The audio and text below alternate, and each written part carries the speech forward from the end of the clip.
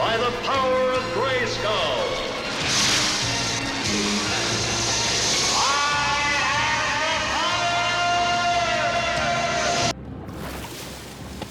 Hello, this is just a quick review for Call of Duty Modern Warfare 3. It's the free game this month if you've got PlayStation Plus. So I'm not really a big fan of the Call of Duty games. I only like playing through the campaign. I don't bother with the multiplayer, it's bullshit. So I would rather just play the story mode. You know, you get to experience the game without getting trolled online. You know, if you don't know how to play first-person shooters, especially Modern Warfare ones, that you've got no chance. It takes all the fun out of it. But anyway, the story mode's quite good. There's like 14 missions, I think, and they've changed it up this time. So if you're a Call of Duty fan, then you'll know what I'm talking about. But like the levels are very linear. Very cinematic, but you can only go one way. It basically holds your hand in the sense of shows you what to do, like your objective, where you need to go next and stuff like that. Like this is the very first mission where you're infiltrating the gulag, stealth mission, and then you've got other missions where it like gives you an open world map. You've still got your objectives to do, but now you've just got free roam to approach the job any way you want. There's plenty of like weapons caches lying around with any amounts of weapon variations. So you get like drones, you get mounted turrets, like automatic turrets. You get like an ascender, like you've just seen there, where you like clip it onto the rope, and you can go up or down or left and right, depending on where you need to go.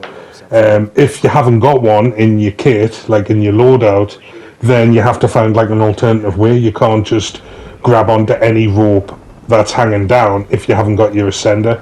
So like picking out the different loadouts and stuff is better, because you get to plan for the missions. There's loads of different weapon varieties. Obviously, with it being a Modern Warfare game, there's a shitload of like grenade launchers, RPGs, loads of different assault rifles. As you can see, there's like tactical weapons like this, where you've got the laser sights, you've got thermal vision, fucking, you name it, you can get it. And it's like, it's good because, like I said, it does immerse you into the game. You feel a lot of panic. You feel the urgency in some of the missions sometimes. Like there's the ascender. You see that little thing in your hand. But you get to like experience different scenarios. I've had some really good ones. Like there's one in particular I liked where you're underwater and you're in your scuba diving gear. I like that one. I think I've got some footage of that. I can't remember. But like you said, there's loads of like sniper missions. There's loads of like stealth missions, but there's also like run and gun, and also back to the other game, like, because the other Call of Duties, to my knowledge, have never had the open world mission, like sandbox type levels where you're just allowed to do whatever you want, approach the level however you want. You can go in all guns blasting, or you can sniper the whole level if you want. It's just up to you. Whereas if you're doing a linear mission like this, you normally get given, like if you come across a weapons cache, it's because you're probably going to need that rocket launcher or something for later on. So you tend to pick up the weapons then. But I do like the idea of having a free roam mission. But I found it not wanting to play those missions as much as I like the linear stuff. Because the linear stuff is got more cinematic stuff, sequences, things. It feels more like a movie in a way when you're playing your normal campaign missions. But as soon as it lets you go into the sandbox stuff, it changes into like a different game. And not bad, it's just not Call of Duty to me. It is, but it's not the story mode to me. That's like being on multiplayer, where I've just got a big open map and I can I can like just choose how I want to do the mission. Whereas these kind of missions, you have to do it the way they're telling you. But because it's so cinematic, it doesn't feel like you're being led through the level. You feel like you're having an SAS adventure kind of thing. Like that's what I liked about it. And obviously through the different Call of Duties, you go through the different time zones and stuff like that, World War II and all that bollocks. So I like playing the campaign, but this campaign, some people might not like it because, like I said, it's like peppered through the 14 missions you've got to do. I think there's 4 or 5 different maps where you have to just like do the objective yourself, and it just leaves it up to you to handle it. And after the first mission, when you're doing that Gulag mission, you have to do 2 open world missions back to back. So that's a bit shit because then you're forced to do 2 missions that you don't particularly want to do if you're that kind of player that's used to the usual campaign style.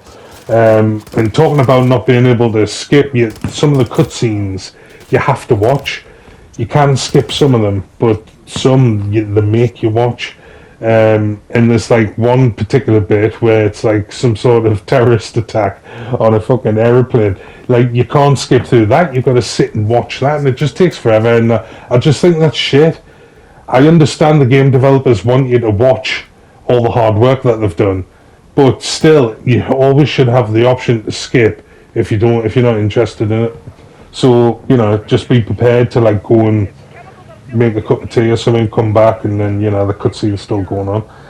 This reminds me of Call of Duty, where you're using like modern warfare techniques, and you're using things like gunships and drones, surveillance drones and shit like that. This is quite a hard mission. This is like second to last mission. Your team, you basically keep an eye on them as they're moving through this airfield. You've got to keep shooting the helicopters, got to keep shooting the planes that are trying to take off. You've got to stop your team from getting surrounded, and when they get to where they're going, which is like a warehouse full of chemicals, then you have to like stop people entering the warehouse, which is tricky because there's tanks firing, there's like missiles being fired at you, and you've got to stop what you're doing to let out the flares so you don't get killed. And it's just like there's a lot going on, so it might take you a few chances to get through this depending on what difficulty you're playing on. But if you like Call of Duty, just be aware that they have changed up the campaign mode. But it's definitely worth downloading for free. I mean, you can't complain. And like I say, it'll take you about 5 hours to do the 15 or 14 missions. So it's worth putting on, playing, and then just delete it off again. But yeah, so if you like Call of Duty Modern Warfare 3, then go ahead and download it as soon as you can. That's it. See you there.